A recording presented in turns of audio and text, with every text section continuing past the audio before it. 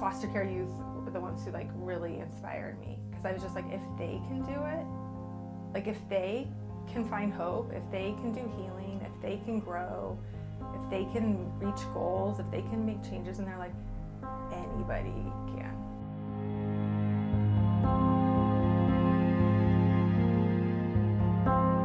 My name is Alexis Lyon, and I'm a licensed marriage and family therapist, which is just a fancy name for I'm a licensed therapist.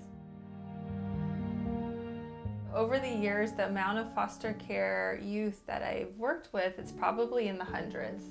As a very generalized whole, that's a very resilient population. There's nothing really wrong with them, and the diagnoses that we as therapists have to use often to work with people, it's just like, of course they have an adjustment disorder with anxiety. They're adjusting to an abusive or this or that or being removed from their parents. Yeah, they're a little bit stressed out or a lot stressed out. Who wouldn't be? When a child enters the foster care system, they are often met with little to no support. These kids are often left to fend for themselves. A quarter of them won't graduate high school, half will struggle with substance abuse, and for young women, 70% will face pregnancy before they turn 21, and only 3% of those who age out will earn a college degree. If we think about what a kid needs growing up, it's resources, and most of them get it from their primary attachment figures, their parents. So when foster youth don't have that in terms of stable caregivers in their life, if they can get that from their community or from social workers, from therapists, from teachers, then they can put together a system of support for themselves, and that can make all the difference.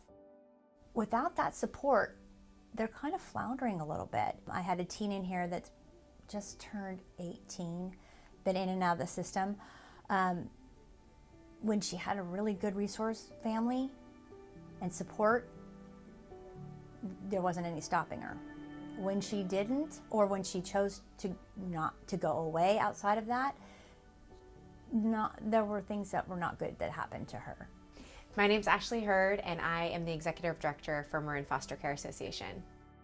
You know, one of our goals for Marin Foster Care is to allow kids to be kids. So that can mean buying them a pair of Air Jordans, that can be getting them tutoring, that can be getting them into a dive team, or football, or cheerleading. And the makeup that everyone else is wearing, or things like that, really help them feel like I'm just like any other kid.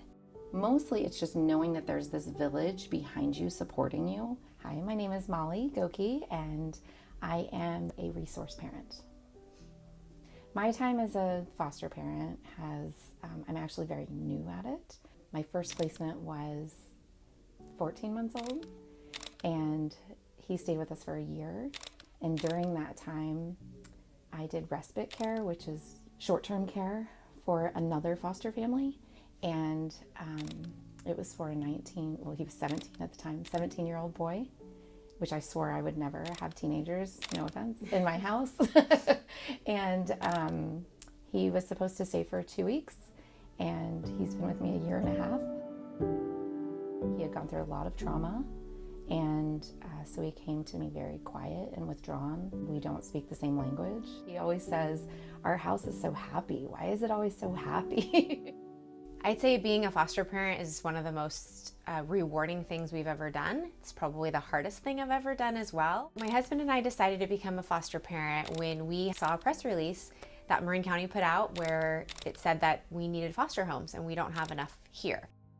With so few available foster homes in Marin, a third of these foster kids are placed outside of the county, far from familiar schools, friends, and community.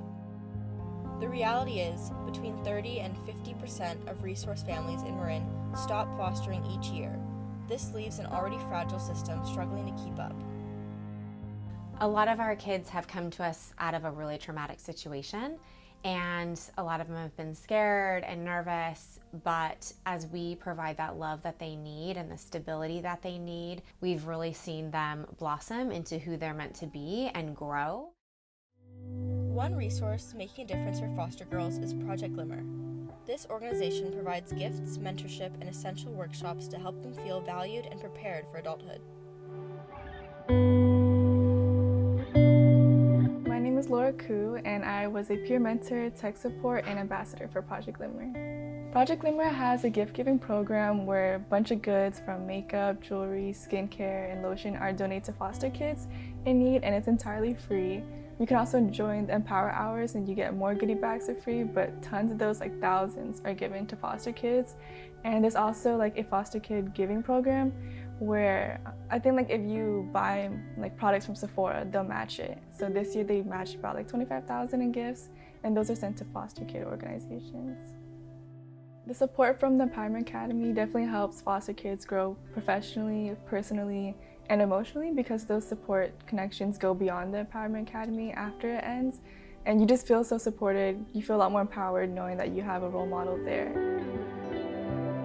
At the end of the day, it's toys are great and classes are great and all these things are great that we can provide for them that they may not get.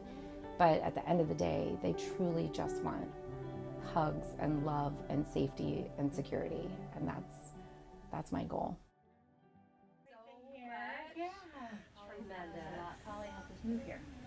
Oh, no way. It was good to kind of see all the stuff that you. That was a big day. It was a big day. Yeah, Big day. You guys, it was amazing what you guys could do though. Like one day. It was great. Holly was Yeah. huge. Huge. Thank you so much for helping us. It's just, we had a lot of donations come in today, so we're sorting. We had like churches